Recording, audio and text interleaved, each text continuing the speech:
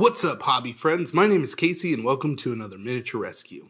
This week, we're going to finish off this crazy Ork Knight and wrap up another amazing Orktober.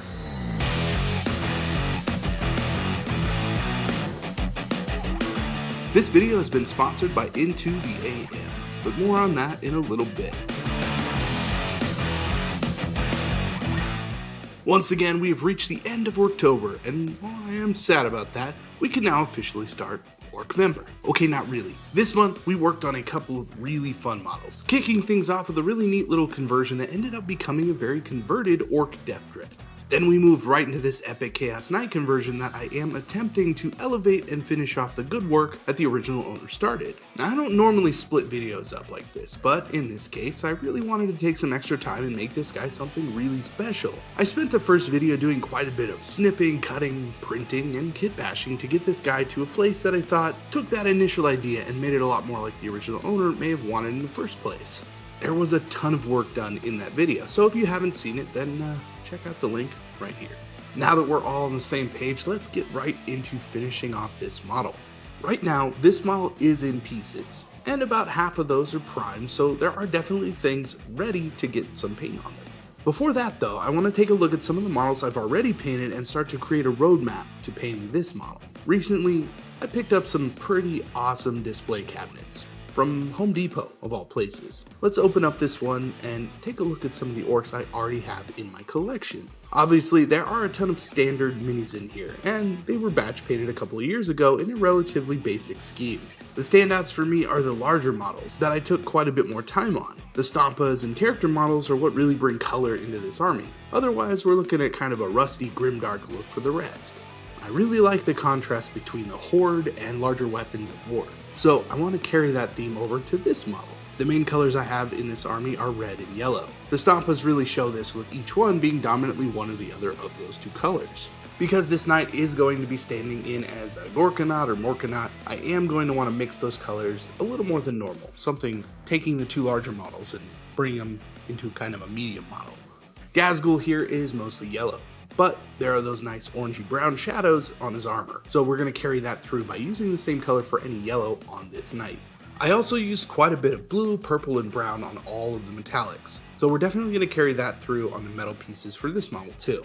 Mixing red and yellow is pretty great. There's a good amount of contrast between them and the other colors that we'll be using on the metallic parts. They just go really well with all of these colors. The brown is especially great for shading metallics, red, and yellows all together. Alright, let's take a look at a few of these pieces and grab one out to just start painting. Before we turn on the airbrush though, I need to tell you about today's excellent sponsor, Into the AM.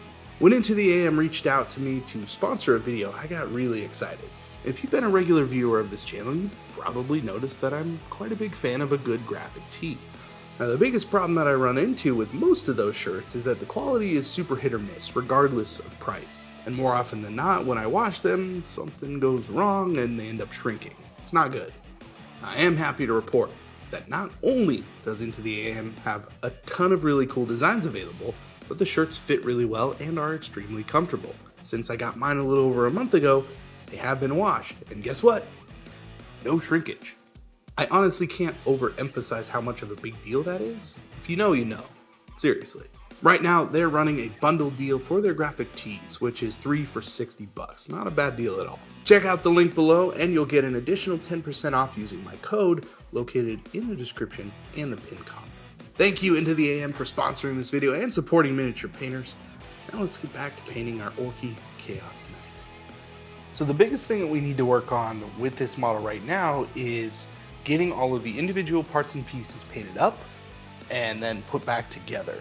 Now right now, I don't exactly have a full picture of what I want this to look like. So I'm gonna pick out a couple of Orky different bits to put on, to put in place of the armor panels. Not all of them though. We wanna kind of mix and match. Like this is somehow freshly looted and it's gonna have some orc stuff and then some original stuff, but with an orc paint job. I like the idea of a little bit of a mix and match that gives it a little more character than a normal Chaos Knight. The other big issue will be adding more weapons. Now, a lot of people didn't like the fact that I popped off the face cannon in place of the head. Now, the reason I wanted to do that is that when you look at this now, it looks like an orc. It doesn't look like just kind of a thrown together kit bash that could be really anything. So that's the main reason why I did that, but obviously it still needs more guns. So we're gonna be putting a lot more guns on. I have a bunch of armature weaponry and 3D printed weaponry and some of the stuff that was left over from last time. And I just wanna find a place for a lot of this stuff so that it still fits in with the army. We've got 2 big stompas that have a boatload of guns on them, and we want everything to fit together. So that's kind of the plan right now. I'll go through each piece individually and I'll try and do something special on each piece so that there's some fun with each one. We don't want it to be all the same all the time. I don't want all the colors to be the same. It's gotta be orky and fun. So let's hit the painting table and see what we can do. I really like to start with the larger shoulder pads for knights. Once these are painted in, they really direct your eye right towards them. So they're often the first thing you notice on the model. The shoulders are gonna set the tone for the model. So I wanna push the colors really hard here so you get exactly what the theme is right away. I'll start with a base coat of dark red over the black primer, leaving just a little bit of black at the base. Then I'll add some nice mid-tone red into the pot and go about halfway up the pad. And finally, some orange highlight just at the top to really make that red really bright. To mix those 2 colors together, red and yellow, I decided to go with a chevron pattern on the shoulder. It's a relatively easy design to do with some tamiya masking tape, and when the colors are really bright and punchy, it just looks good. After the paint is dry, of course, I will go ahead and put 4 strips of tape down on each side, trying my best to keep everything as evenly spaced and straight as possible. As much as this is going to be an orc vehicle, I do want it to look relatively clean, kind of decided on that. So while I'm not too worried about minor imperfections, I am trying to make it as nice as I can. Once the tape is down, I start painting in a base coat yellow. I've been using a lot of the new Army Painter air paints lately, and I have been really happy with them. The preset color workups are really vibrant and they go down really smoothly. The reds in particular all work really well together. The yellow I'm using is also very good and covers pretty well over dark colors. Definitely worth picking up if you do a lot of airbrushing. For the yellow though, I really only like to use a base coat and a small highlight. Yellow can get desaturated when you highlight it, so you don't want to go too bright with it. The base layer is pretty much already there in terms of color and saturation, and the highlight is just at the top where that orange was on the red layer, just to give it a nice transition. For the shadows, I'm going to bring in some of that orangey brown, the same color that I've used on the rest of the yellows across the army, and lay that shadow across the bottom of the shoulder where the darkest parts of the red are as well. Once this is all dry, we can remove the tape, which is always super satisfying.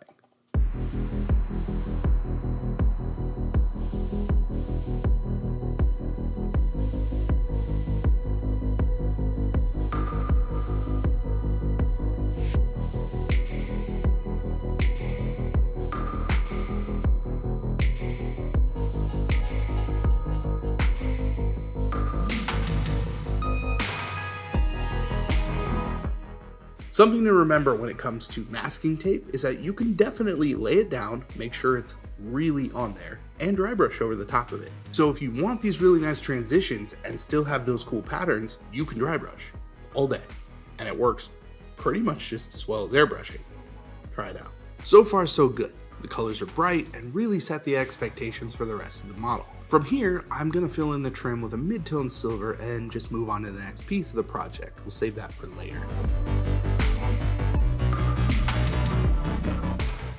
The skeleton of knights are great for airbrushing and dry brushing, and one of my favorite ways to paint one is by really modulating that metallic undercoat with a bunch of different colors and then dry brushing over the top of it to really make those details stand out. Starting with that same mid-tone silver that we used on the trim, I'm going to quickly lay this down over that skeleton.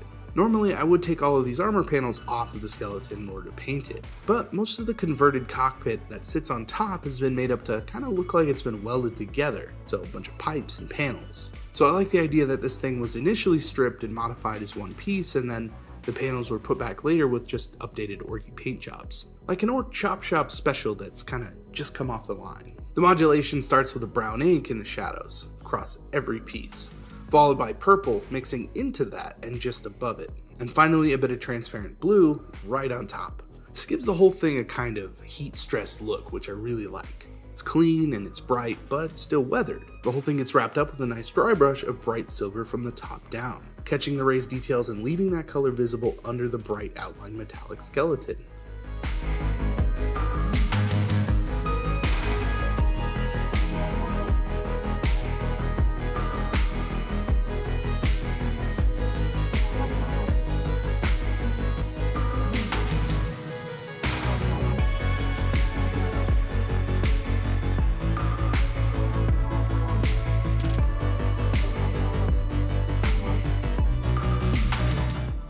In order to add more color and variety to the model, I want to pick out different pieces of welded on panels and paint them either red or yellow. It's always nice being able to go through and just have fun with a model like this, picking out little things that look like they'd be fun to paint and are quick little painting projects all on their own. It's nice because you can really go whatever direction you want with stuff like this, however little or as much as you want. These are things I look for when I go to buy a model. How much of that model has little extras that will look good at a basic level, and also if you put more time into it.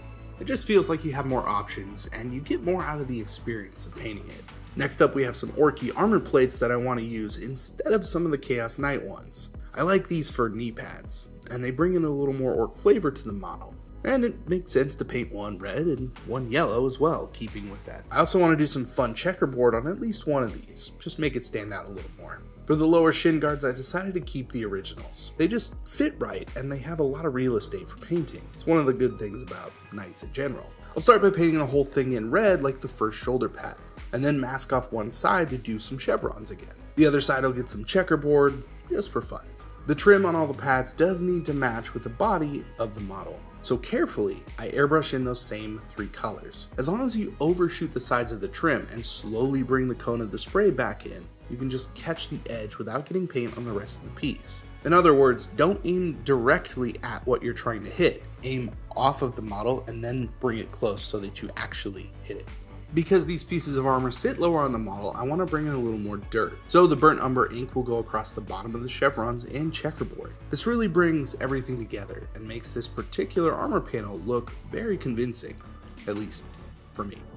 The last major thing to do will be to paint the guns that I set aside for this model. Now, I still don't 100% know how this will look when everything gets put together, and there are a ton of different options here. I set aside a bunch of parts and pieces as potentials for this model, but I don't know exactly what this will look like until all the things are painted and kind of test fit on the model. At this point, a majority of this model has been painted. Now, I've done a lot of work trying to get this thing to look pretty cool. I think that we're almost all the way there. There's still some more stuff that could be added that needs to be added. So we're gonna put most of it together now just to see where it is and what else we need to do to make it even better. So let's do that.